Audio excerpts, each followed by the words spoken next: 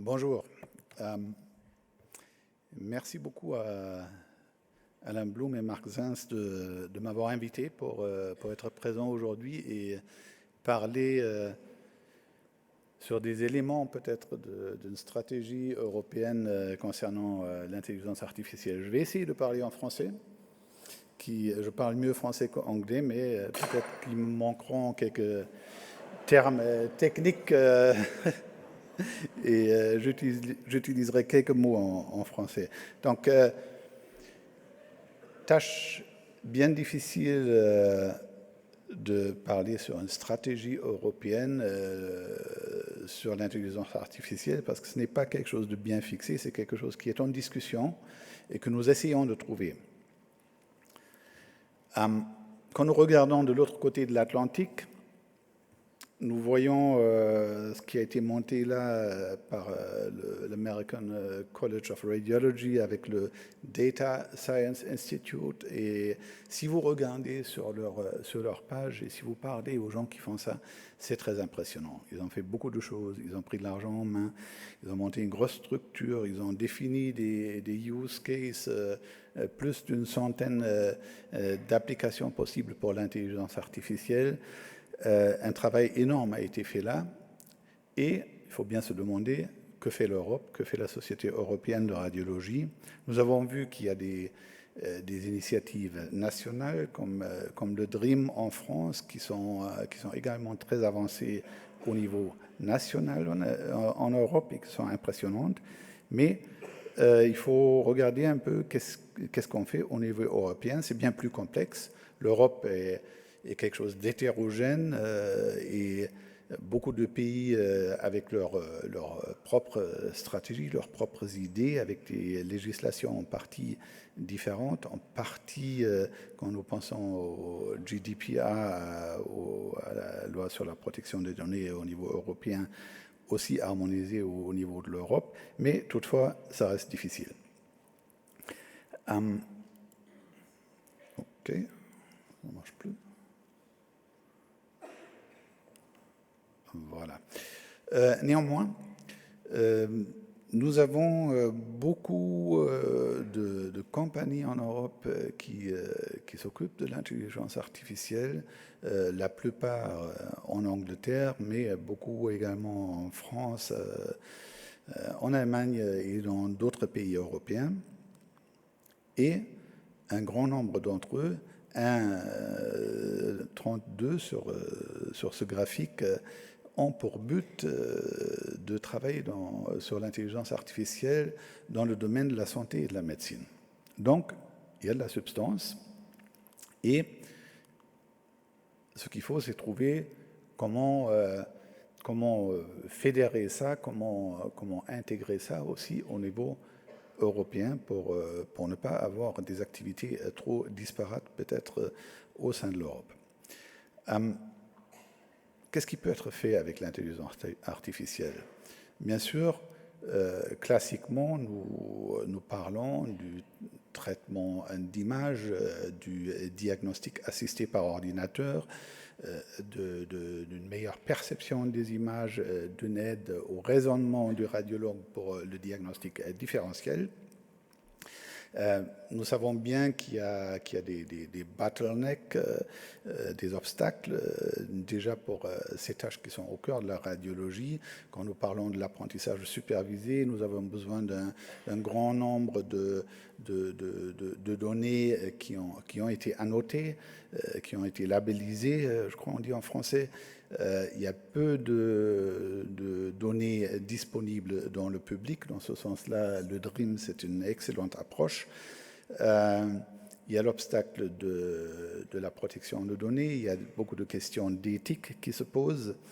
En partie, il y a des solutions aussi qui commencent à se dessiner à l'horizon, en particulier l'idée de ce qu'on appelle les centres de données fédérés et le federated learning, donc de garder les données sur place et d'essayer de les intégrer par des centres spécialisés qui ont accès aux données, mais pas aux identités des patients. Bien sûr, nous savons tous qu'on peut faire encore beaucoup plus de choses avec l'intelligence artificielle en radiologie. Ça va de la décision quel examen utiliser au mieux pour un cas donné, en passant par le scheduling, par la programmation des examens, les éléments classiques de traitement d'image, mais aussi en intégrant des données autres que la radiologie, de faire ce qu'on appelle le synoptic reporting, et puis ensuite aussi le follow-up de nos résultats. Donc il y a énormément d'applications à l'intelligence artificielle en radiologie. Que fait la société européenne dans le domaine de l'intelligence artificielle? Nous avons déjà vu, il y a eu récemment le site Grant. Merci beaucoup à Marc Bévaille pour cette initiative. Je pense qu'on a eu beaucoup d'attention pour ça. On a participé nous-mêmes. J'espère que nous aurons du succès. Il y a beaucoup d'activités éducationnelles par la Société européenne de radiologie, surtout par la School of Radiology. Il y a eu un grand événement à Barcelone, suivi par une très grande audience, aussi bien sur place que aussi en international par le web. On vient d'avoir un cours sur l'intelligence artificielle à Rome, qui s'est fini la semaine dernière. Il va y avoir un prochain événement à Vienne en mai cette année sur l'imagerie en oncologie assistée par l'intelligence artificielle. Il y a le bloc sur l'AI de la Société européenne de radiologie. Il y a énormément de sessions sur l'intelligence artificielle pendant le Congrès européen de radiologie, et il y a le maintenant bien connu théâtre sur l'intelligence artificielle également pendant le Congrès. Ça, c'est une image du AI Block. Je vous invite à jeter un coup d'œil. Pour tous ceux qui ne connaissent pas, c'est très intéressant et c'est assez actuel. Il y a de nouveaux messages tous les quelques jours. Voilà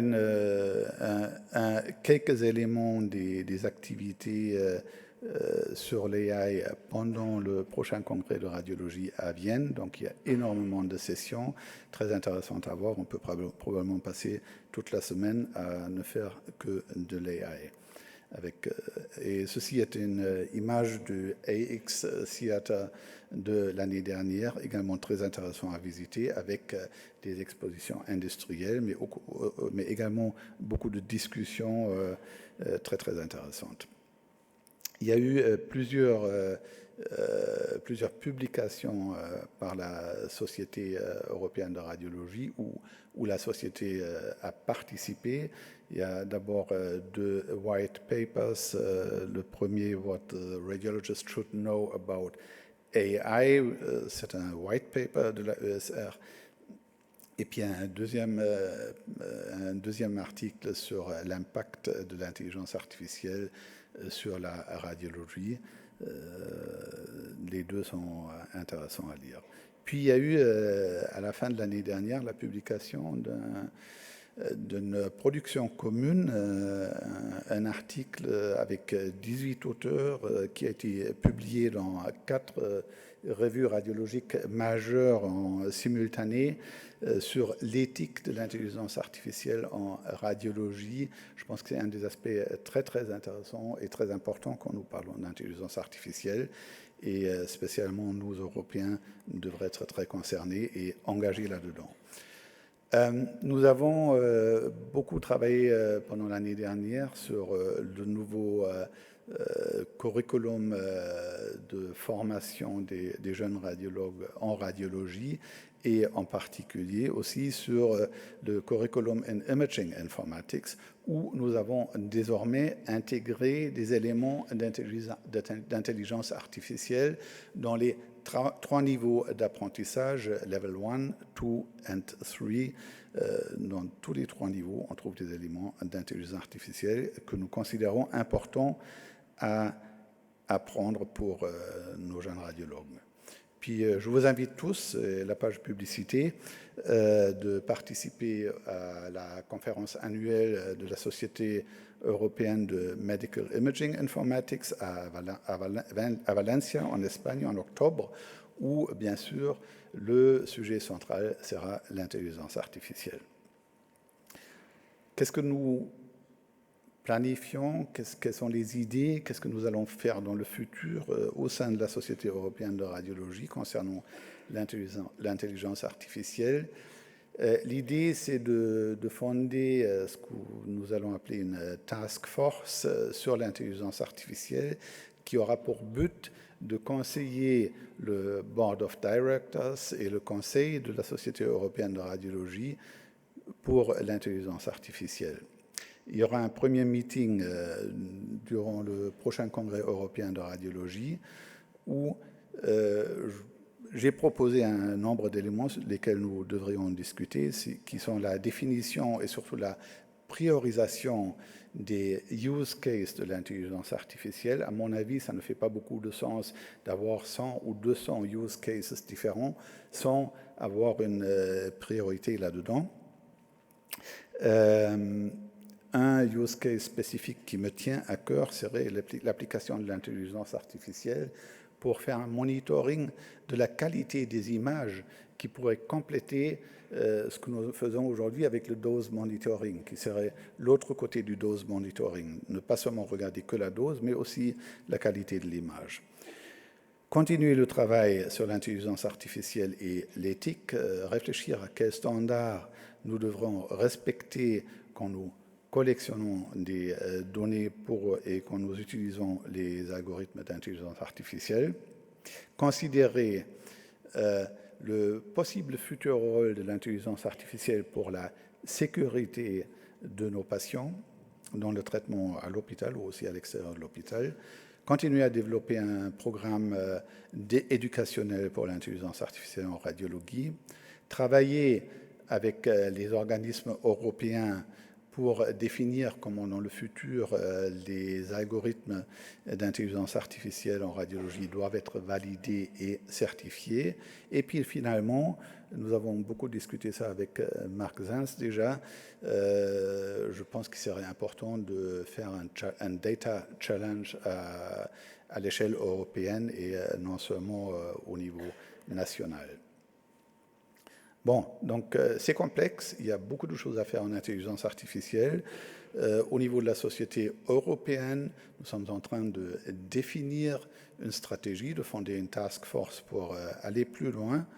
Et pour finir, voilà un document très très inofficiel qui a été produit lors d'un meeting également inofficiel d'amis de l'informatique en radiologie lors du congrès de radiologie européenne l'année dernière. C'était dans une soirée. C'est une représentation du Gartner Hype Cycle des innovations concernant le hype of artificial intelligence, et vous pouvez voir que la plupart de ces amis d'informatique considèrent que nous sommes au top du hype cycle aujourd'hui et que nous avons encore beaucoup de travail devant nous et que ça ne va pas être si facile que ça pour arriver à vraiment une intelligence artificielle productive en radiologie. Merci beaucoup de votre attention.